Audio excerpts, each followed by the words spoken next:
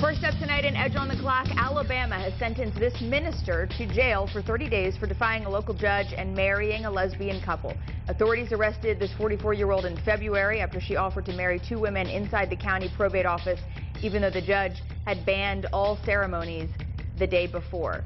Interesting that she is being punished for the same thing that folks who are on the other side of this argument are concerned they will face. Exactly. Yes, she's got a suspended sentence, so she's not going to jail. But you know, theoretically, she could be in jail, and there's not a lot of people coming to her defense. Now, in this situation, the local authorities said no weddings. She said, well, the Fed said it's okay. I wanted to get John's opinion on this because it's kind of tricky. She said the local people say I can't do it. The Fed say it's okay. Who's right? Well, I think right now the federal is being tested in all these state courts. All right. So the state court controls for right now. But her being arrested is kind of crazy. It is crazy. A French bartender has been handed a 4-month suspended sentence for manslaughter after serving 56 shots to a customer who died the next day. The bartender admits he encouraged the man who was competing in a shots contest.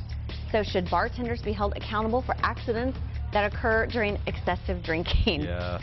Yes. This seems, that many. This seems definitely excessive. Yeah, I mean, it's one thing if, I don't know, a much smaller number had been consumed and there was some equal responsibility there. But this seems like just, this guy was blatant 56, insanity. So he was going for his age, apparently. Age and shots, maybe better suited for someone in their 20s. But yeah, apparently his daughter was not stopping it either, and that's where the bartender was.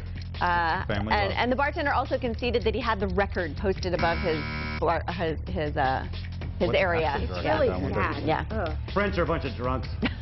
Ashley, what's your record? Months after Giuliana Rancic's thin frame raised concerns among fans, she's hitting back with this bikini picture. Tonight, fans are praising the mother of one and breast cancer survivor, saying she's never looked better.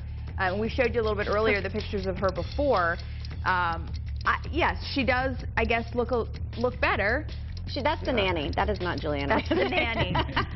Either that or that part that we saw right there is like 10 pounds of her 80 pounds. I mean, she's very, very thin. She's very thin. You know, it's a shame that she has to discuss it at all. She doesn't. But she's in the public eye.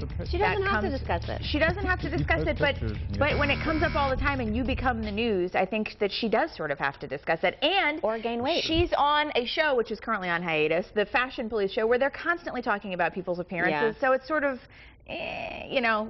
Agreed. You give, you get. Right. The Thursday night comedy spotlight returns. Comedian Eliza Schlesinger is hitting the Comedy Zone this weekend, but The Edge has her first.